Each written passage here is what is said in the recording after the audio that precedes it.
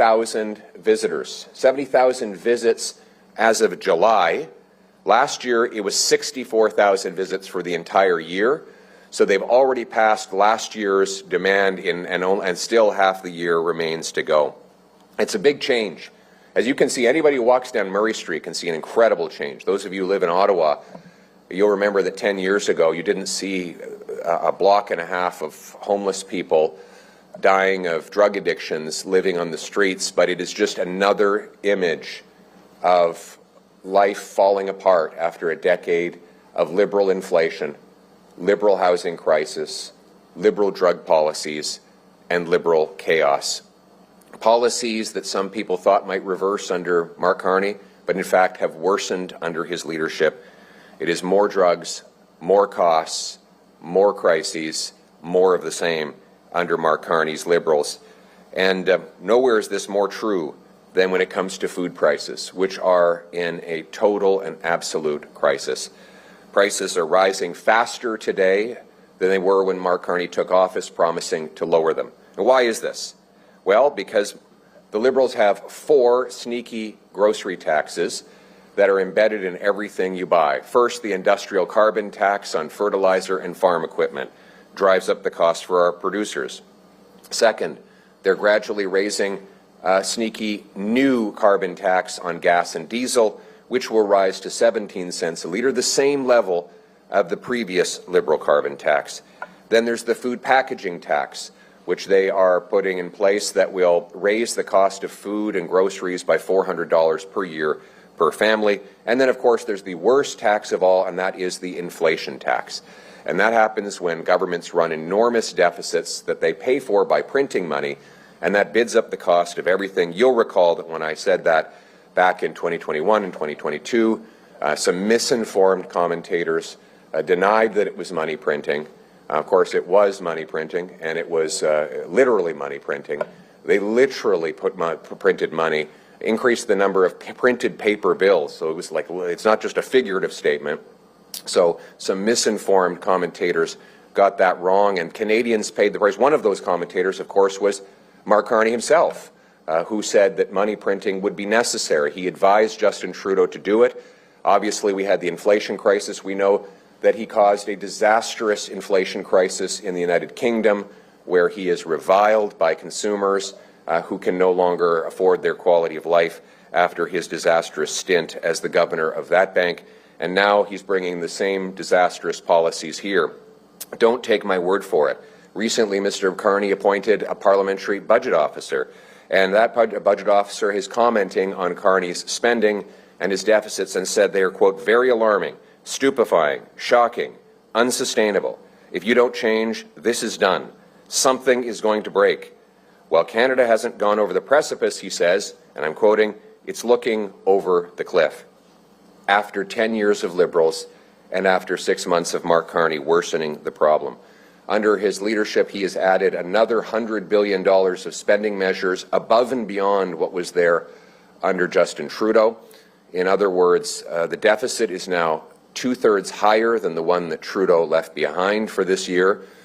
He has added well over $100 billion of deficits for the forthcoming 5 years. In fact, the 5-year horizon for deficits has now doubled under Carney versus what it was under Trudeau.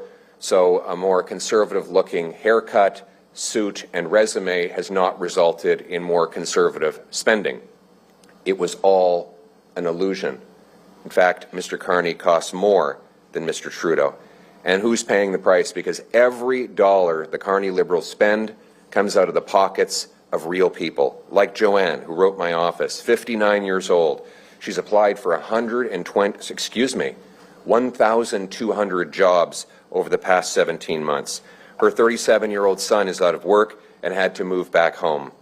Rent is 2 months behind. She's facing homelessness. Her credit card is maxed out.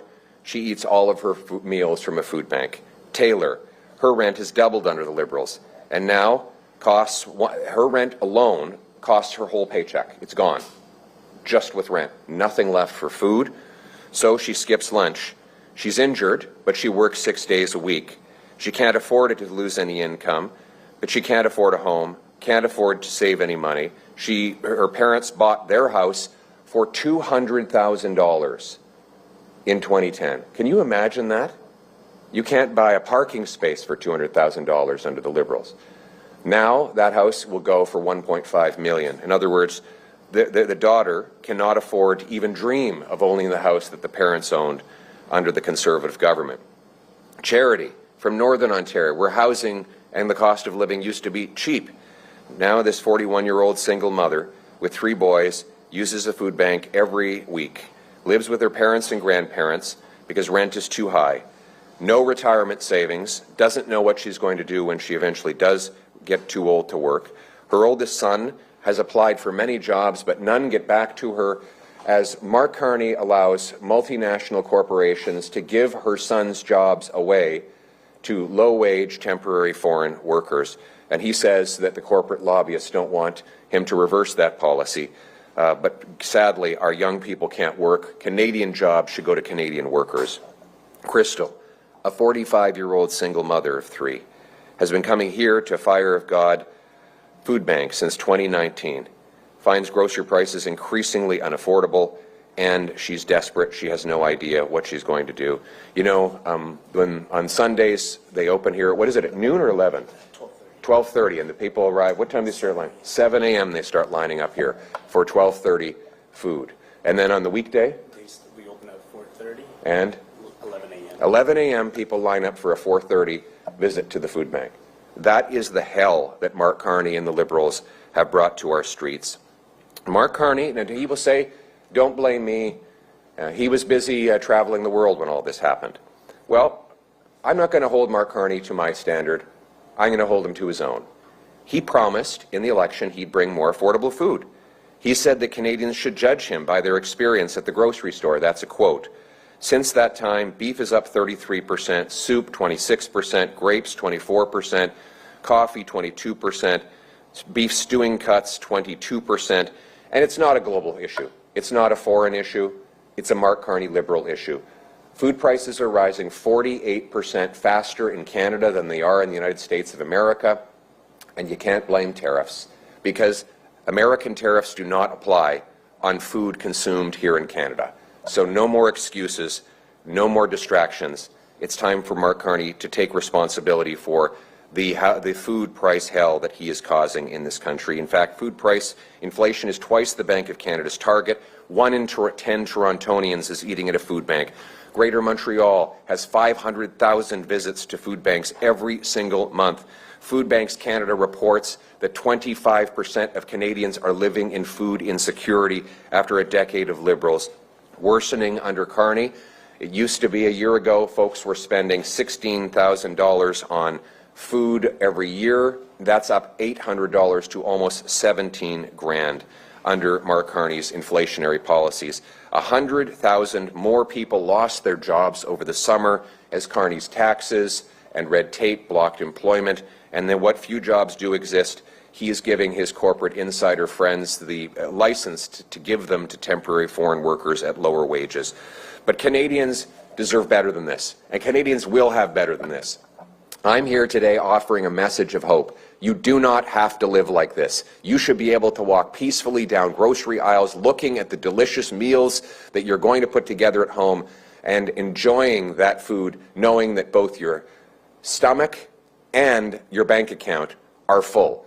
That is the country we had, and that's the country we're going to restore. And today, Conservatives have a positive proposal. We're working with all parties on this proposal. It's a very simple idea. Stop taxing groceries. Let's end the industrial carbon tax on farm equipment and fertilizer so they can produce our food more affordably. Get rid of the new Liberal new carbon tax on diesel and gasoline. Let's get rid of the food packaging tax. Allow our grocery stores to use the most effective way of preserving food, which of course is plastic. Plastic, which is a fully recyclable, made in Canada substance that preserves food better than any other technology, should be allowed to be there so that we can have fresh food that lasts longer and people can enjoy for 3 or 4 more days before it spoils. And of course, get rid of the inflation tax. We're calling for Mark Carney to reverse his new spending increases, cap spending, cut bureaucracy, consultants, foreign aid. We can't give money abroad when we're not feeding our own people at home. Charity starts at home. Cut foreign aid. Put the money into our country. Instead, let's cut back on the handouts to phony asylum claimants. Stop paying for hotels for fake refugees. Get rid of the corporate welfare handouts to Mark Carney's insiders and friends.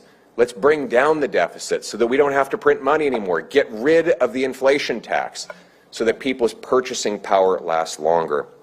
These are positive proposals that will restore the promise of Canada, that hard work is rewarded. Food and homes are affordable. Streets are safe. Our borders solid.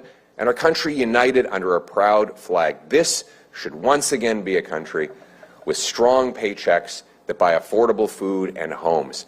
A country for all Canadians. And that's what we will work for as Conservatives. Thank you. We will now open the floor to questions. Please identify yourself and your outlet. Good morning, Mr. Polyev. Kate McKenna with CBC News. I'm wondering if you could reflect on the terrorist designation for the Bishnoi gang. This is something you've been calling for, but does it go far enough? Will it affect Canada's trade relationship with India? What do you think? Thank you. Very important question. A long overdue decision. Conservatives have long been calling for the Bishnoi gang to be banned. This gang has been responsible for much of the extortion that has terrorized Surrey, Brampton, Northeast Calgary. Canadians have seen an increase in extortions. Part of this is due to foreign criminals that Liberals have let into Canada and allowed to terrorize our streets.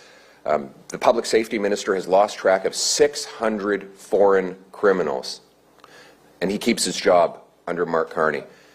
It's time for Mark Carney to explain why he allows Liberal C5 to remain in place. This is a law that reduced criminal penalties and jail time for extortion with a gun. Why, Mr. Carney, do you keep in place the Liberal law that lets gun-toting extortionists off with house arrest?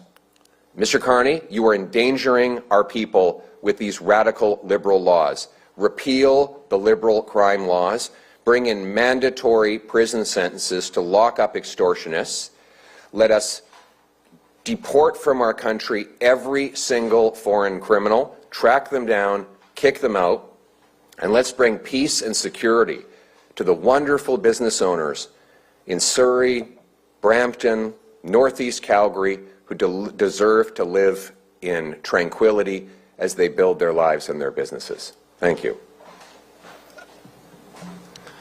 Hello, Paul Dutch, Global News. Yes. The federal government has given Algoma Steel a $400 million loan in light of the ongoing U.S. tariffs. Do you support this move?